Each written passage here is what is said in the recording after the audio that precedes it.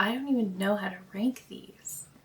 Hello, welcome back. Thank you so much for being here. Today it is time for an all new round of speed reviews. So we are going to be ranking the makeup that I tried in the month of August. Now I did manage to try a lot of new product in August. There was a lot of new launches, but I didn't get as much time with some products as I would like. And then a lot of products were also released at the very tail end of the month. So if there's anything you've seen me try recently that isn't in this video, it will be in my September speed reviews because I just feel like I need a little bit more time to play with the product to really finalize my thoughts. So let's hop into it. We have 21 products, and let me tell you, I didn't try a single bad product this month. Coming in at 21 is actually from Dior. So this is one of the quints they released for summer. This is in 853D Floral.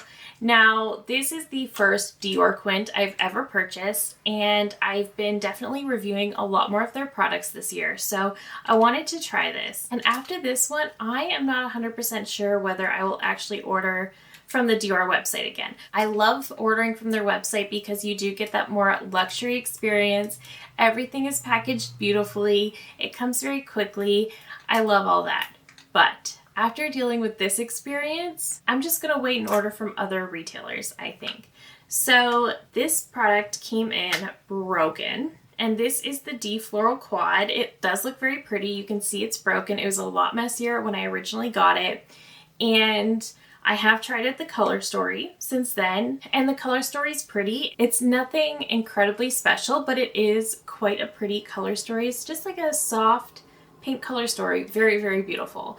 But this came in, like I said, it came broken. There's a giant chunk out of this one. It was a mess when I got it. And I contacted Dior, and they advised that they would be opening an investigation with Canada Post before they could determine a course of action. The second Canada Post reached out to me asking me for photos and details, I responded immediately.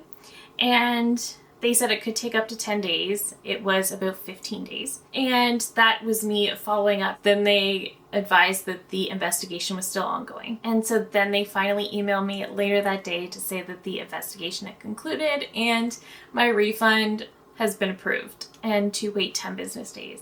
It's now been well over that, and I still haven't received my refund, so I've had to follow up again.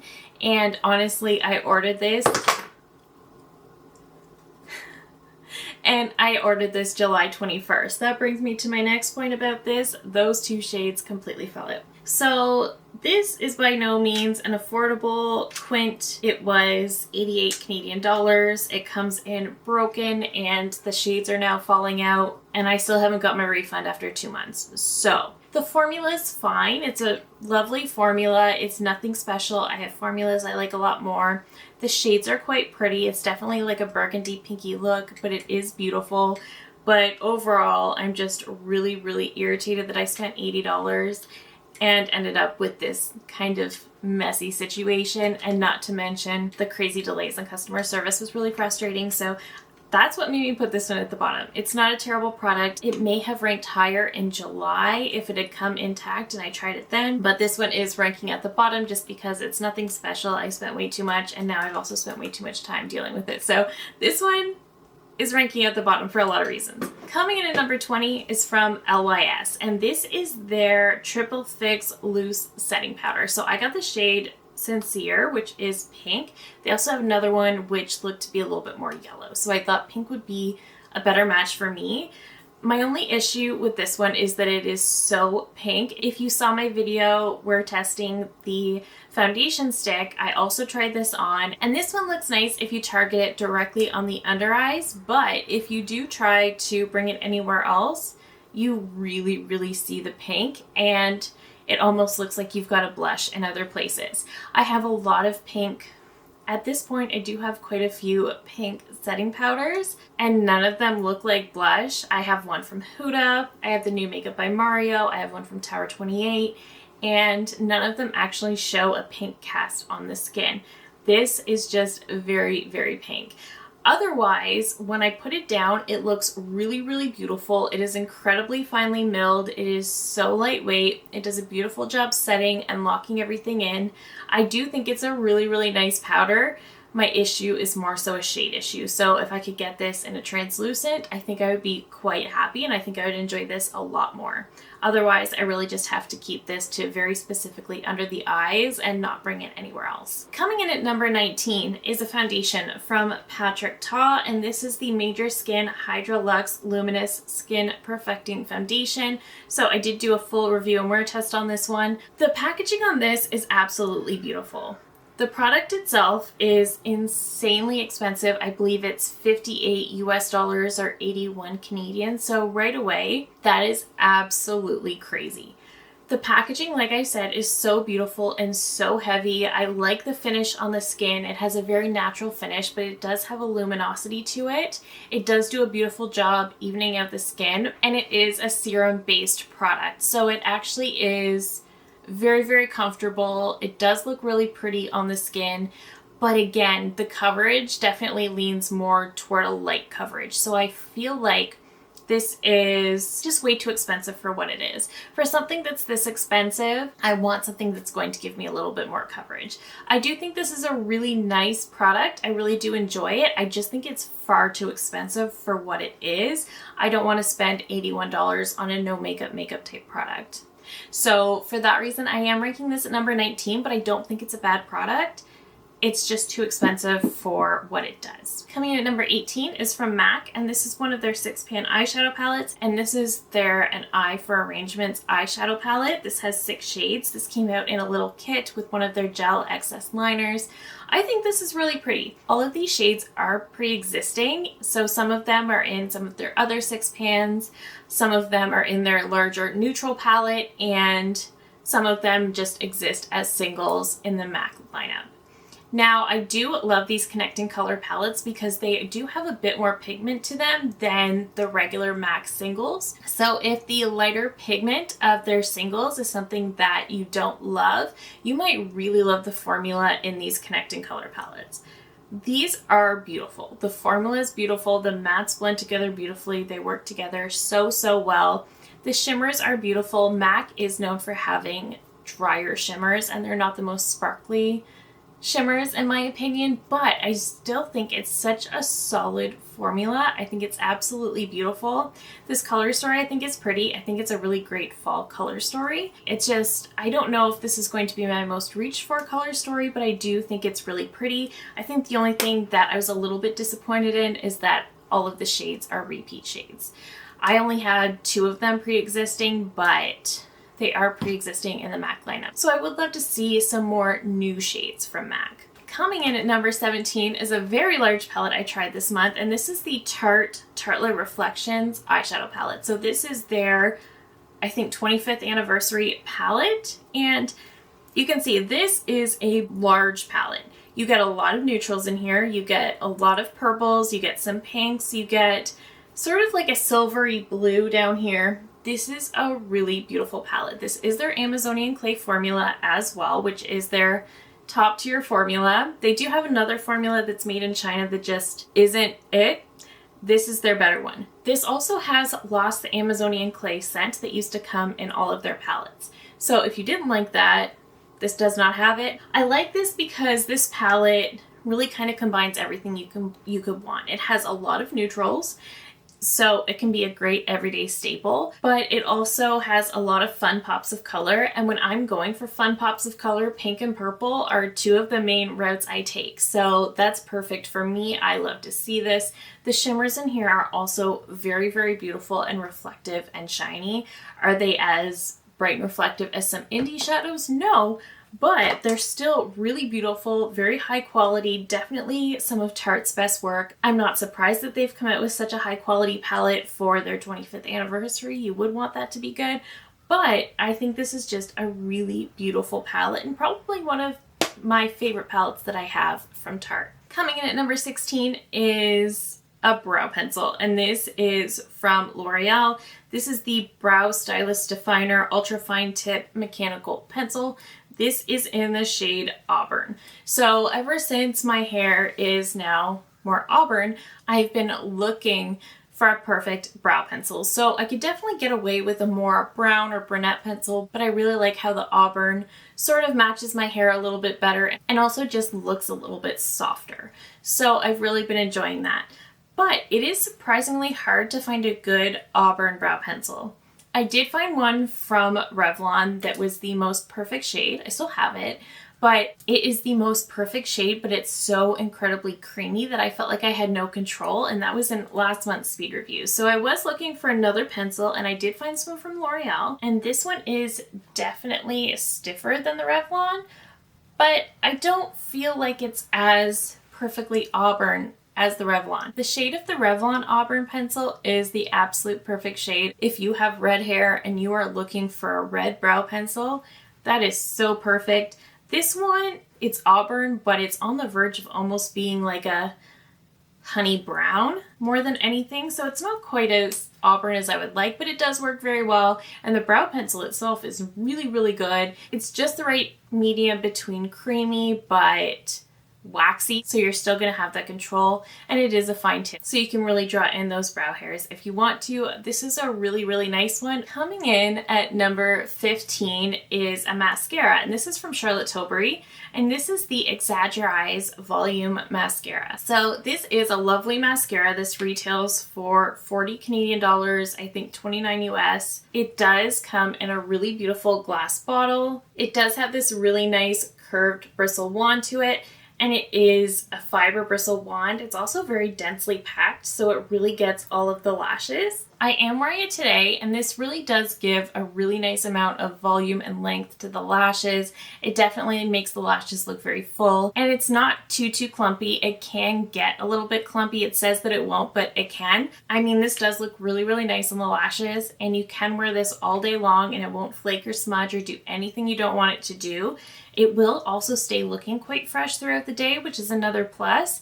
And this is also one that when you go to take it off at the end of the day, it doesn't make too much of a mess, which I also really appreciated. I overall really do like this mascara. I think it's lovely. I really liked it when I did my initial review and try on. The only thing that made me kind of drop this down is that it is $40, and I am a little bit tougher on mascaras because this is something that is really only supposed to be kept around for 3 months, and the drugstore can do really good mascaras as well. So I am a little bit tougher when it comes to mascaras. So while I really like this, I think this is fantastic, and I think there are people who are going to have this be their absolute favorite mascara, and the packaging is unmatched. I think it just doesn't measure up to my YSL Lash Clash. And for that reason, it is ranking lower. I think it's lovely. It's a really great mascara, but I do prefer my YSL Lash Clash. So I did drop this down a little bit. Coming in at number 14 is a product that actually should have been in my July speed reviews, but I forgot about it. This is the Hourglass Unreal Liquid Blush. This is a really nice liquid blush. So there was definitely a huge liquid blush craze this year. There's one last year too, I think, but particularly this year. This one's interesting because it does come with this little sort of squeeze dropper, but you push on the bottom of the product in order to dispense. This one is in the shade Scene, so it's a really nice, natural, rosy kind of blush, and I really like this. This is very easy to work with. It is quite sheer, but it is buildable, so you can just get a really nice light flush, or you can build it up. It is really, really pretty, very easy to work with. It wears all day. It's a really beautiful product. I do think Hourglass did a fantastic job with this one. Coming in at number 13 is some lipsticks that I think are just absolutely beautiful. These are from Dolly Beauty. So Dolly Beauty is expanding into cosmetics, and their first launch is lipstick, which is very fitting. So they did release 4 new shades. I picked up 2 of them. So these are the Heaven's Kiss lipsticks. I picked up Jolene Red and Rosebud. The other 2 shades, one is almost like a brownie nude, which I knew I wouldn't love, and the other one was like a deep plum. So first of all, the packaging is beautiful. These components are very lightweight. I believe they retail for $20 US, so they're on the more affordable side. but they are very lightweight, so they're not the most expensive feeling packaging. And you open them up by pushing on the top, and they just come out like so. So this one is Rosebud, and there is a fragrance to these. I don't love the fragrance. It is quite strong in my opinion, so if you're sensitive to fragrance, maybe skip these. I feel like it is definitely a very synthetic scent, but I can't place it. It does remind me of something, I just can't place it. But the formula itself is so nice. So this is a very lightweight, very thin, very balmy formula. So it's very, very comfortable and very hydrating on the lips. The shade Rosebud actually starts out quite sheer, but you can definitely build it to get a really beautiful opaque pink lip, and it's beautiful. And they're surprisingly long wearing for cream lipsticks. Jolene Red is a very, very beautiful bright red. I think it's stunning. And this is one that doesn't start out sheer. It's just a lot of pigment right away, but it is a beautiful red. And I think I'm going to really love this one come the holiday season. And like I said, these are surprisingly long wearing for creamy lipsticks. They're very, very beautiful. The packaging's beautiful. The price point is pretty good. So I like all of that. The only thing I don't love is the fragrance, to be honest, but otherwise I think these are beautiful. Coming in at number 12 is a powder I've been trying out recently, and this is the Tower 28 Get Set Pressed Powder. I have the shade Palisades Pink. So this is one that actually came on vacation with me as well, and I did use it every single day. So this is what it looks like. You don't get a mirror in here, but you do get a really nice powder, and you can see I've used it so much. There was originally a Tower 28 embossment in there, but it is already gone because I've used it so much. So this is an example of a pink powder that's not actually aggressively pink. It's just got a slight pink hue to it. It's very pretty. This is very easy to wear. It definitely blurs the under eyes, and it does look very, very beautiful on the skin. I really enjoyed this. This didn't let me down one time. I did bring my Givenchy powder with me on vacation as well, but this is the one I just went for every time, mostly because I'm scared to use that one up now because I can't get it anymore. But this was actually a really, really lovely pressed powder. It's very lightweight, like I said, definitely blurring, very comfortable, definitely locks everything in, kind of does everything I want it to. It does brighten because it does have that pink undertone to it, but it's not aggressively pink where it looks like you put blush on your under eyes. So I really like this. Coming in at number 11 is a foundation stick I tried recently, and this is from LYS, and this is their Triple Fix foundation stick. I have the shade LP4, and the shade is too deep for me. But this is what the stick looks like. Again, I do have a full review and wear test of this one up as well. I really, really like this formula. So I have dry skin, and I have been trying to find a good stick foundation for a really long time. It is kind of hard to find a good stick foundation for dry skin because they either tend to be too heavy, or they cling to dry patches, or they're just too drying. But the Fenty is definitely in the top spot as my definite favorite stick foundation. I do really enjoy this one as well, but there is something about the Fenty that does make me like it a little bit more. So I've been comparing this one to the Dior stick foundation, and I think I like this one more than the Dior because I think this one sets down better than the Dior. Now, I really like the Dior. It smells so clean and fresh. I love it. It gives a really nice light medium coverage. It's very easy to work with. It blends like a dream. It does all of those things, but this one also blends incredibly easily. It gives a more medium coverage, which I do prefer, and it does wear all day long, and it sets down a little bit better. This does have a glow to it, which I thought was surprising, but it does have a slight glow to it, but you can kind of tone that down with powder.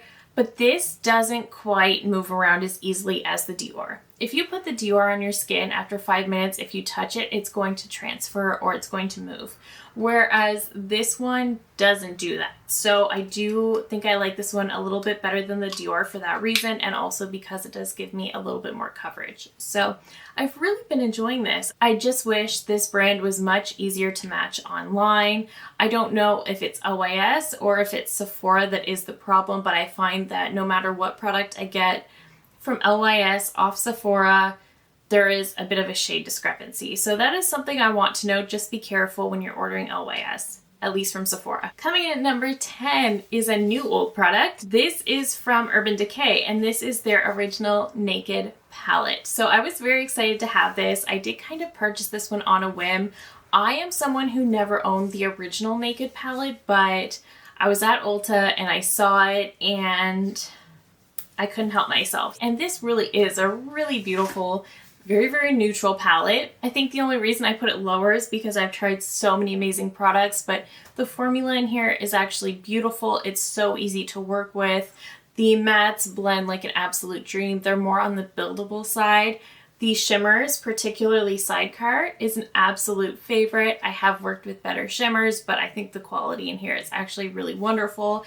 I also kind of dropped it down, I think, because there is two blacks in here. One is more of like a charcoal gray, but I just have no need for two blacks, especially blacks that have shimmer particles in them. But otherwise, I think this palette is so great. I can absolutely see why it was such a staple and why it kind of kicked off the beauty industry as we know it.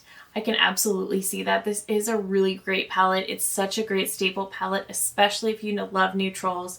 The formula is so easy to work with. I think it's a great formula to work with, especially if you're just getting into makeup, if you're newer to makeup, or if you just like softer makeup in general. This is a really great palette to have. Coming at number 9 is from Fenty Beauty, and this is their Fenty Cheeks Suede Powder Blush in the shade Bacon Cakes. So I love this blush. Another one that came on vacation with me. I was a little thrown off for some reason that there was no mirror. I don't think it's a necessity, but I was just kind of thrown off that there wasn't one in this. However, the formula on this blush is incredible. This is an incredibly, incredibly pigmented blush, and it does feel so incredibly soft to the touch. This feels almost like a cream to powder formula. So it just goes on the cheeks and it looks so, so beautiful, but it is incredibly pigmented. So you do want to be careful if you're on the fair side, but I just think it's so fantastic. It wears all day long. It blends beautifully, and because it's got that more cream to powder, it kind of just sinks into the skin like a cream, but it blends beautifully like a powder. It's just such a fantastic blush formula. Coming in at number 8 is also from Fenty Beauty, and this is their Demi Glow Light Diffusing Highlighter in Pretty Pearls. This is one that came out several months ago. I didn't pick it up, and then I saw one of my friends on TikTok talking about it, so I ended up picking it up during the Sephora Friends and Family sale. This is such a pretty highlight. I'm actually wearing it today. It is definitely one that can be very blinding very quickly. It doesn't have any sparkle to it, but it is just so incredibly shiny and reflective and glowy. It is such a beautiful highlighter formula. It is quite soft. The first one that came in for me was completely shattered, but they promptly sent me a replacement, so I was really grateful for that.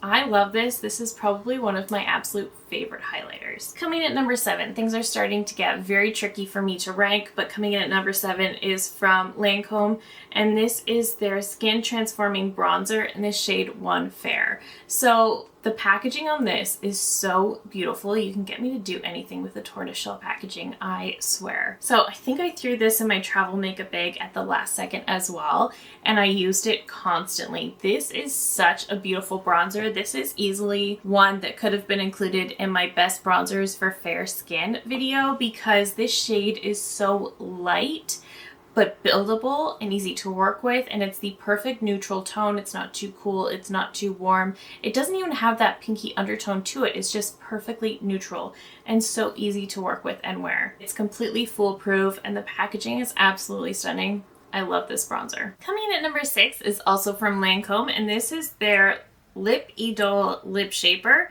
in Idole Nude. This is such a beautiful lip liner. So the packaging is really pretty, but what I love about this one is that it is quite creamy, but it's not so creamy that it's going to bleed into all of the lip lines and take away all of your control when you're trying to trace your lips. It's a really, really beautiful liner, and this is also a really, really beautiful shade. I've really been enjoying this, and I would definitely pick up more shades in this formula. Coming in at number 5 is also from Lancome, and this is their Squalane Lip Butter Lip Balm. This is also in the shade Idol Nude. So the packaging on this is really, really beautiful as well. It's a slim tube. You can see I've used quite a bit of it already, and I love this. This is such a comfortable lip balm.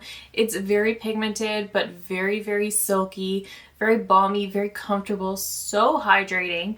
It gives such a beautiful amount of pigment to the lips. It's just such a beautiful product.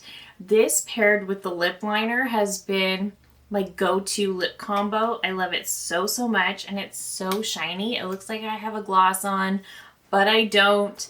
I love this combo so much. And coming at number 4 is another lip liner. This one is from Dior, and this is the Dior Contour Transfer Proof Lip Liner. I have mine in Nude Blush. I also really love this one. So this does have a brush on one end. You have the liner in the other. This liner is also very, very creamy. I don't think it's as creamy as the Lancome, but it is very creamy. It glides on the lips so easily, but much like the Lancome, you still have a lot of control with it, and it doesn't bleed into lip lines. It's just creamy enough that it's so easy to put on. What I love about this is that it's almost like a gel lip liner, because once you put it on and it dries down, it's not going to budge. It is on there. It doesn't dry at the lips, but it is going to stick around all day. So I really, really love this lip liner. I think it's a fantastic formula from Dior. And coming in at number 3 is from MAC, and this is their new Studio Radiance 24-Hour Luminous Lift Concealer. I love this concealer so much. I did a full wear test on this one, and this is one I think that was accidentally released early by the Bay here in Canada. So I got my hands on it before it was actually launched. I have been loving this concealer so, so, so much. So my absolute top favorite concealer is the Natasha Denona, but I also truly, truly love this one. This one is a little bit more hydrating, definitely more lightweight than the Natasha Denona, and this one definitely gives more of a light medium, whereas Natasha's is definitely full coverage. This gives you more of a light to medium coverage. It's very, very comfortable. It's a perfect everyday concealer. It's so blendable, so easy to wear. It has a really nice shaped doe foot to it. It does give a soft radiance to the under eyes, but once you apply some powder, there's no shine there whatsoever.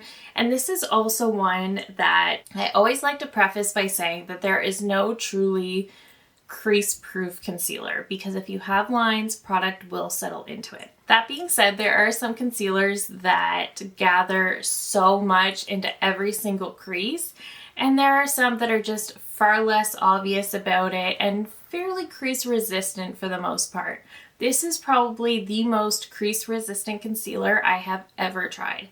I love the Natasha Denona because I find that resists creasing well also, but the new Danessa Myricks concealer I really, really enjoy for that purpose as well. I find that it is also very crease resistant and definitely creases less than anything else. And then I picked this one up, and this one is even more so than that one. So this is just a fantastic formula. I love it so much. This is definitely a daily staple. The packaging is beautiful. I love everything about this concealer. This one is excellent. The only reason that Natasha Denona is above this one a little bit is simply because of the coverage. I just like the coverage level better. Numbers 1 and 2, I still don't really know which should be 1 and which should be 2. I'm going with my heart at this very moment, but tomorrow it could be opposite. These two are very, very hard to place between the 1 and 2 spots. But coming in at number 2, I'm going to put from Glaminatrix the Barely Basic eyeshadow palette. So this is the first palette I've ever tried from Glaminatrix. We do have a new indie makeup retailer in Canada called I Feel Beautiful, and they have made obtaining indie makeup so much more accessible for Canadians, and I'm so grateful. So that is how I was able to try out the Blend Bunny Longing palette, and that is how I was able to try this one out as well. So I've been wanting to try Glaminatrix for quite some time. I've heard some amazing reviews. I've seen some incredible looks from others with their formulas.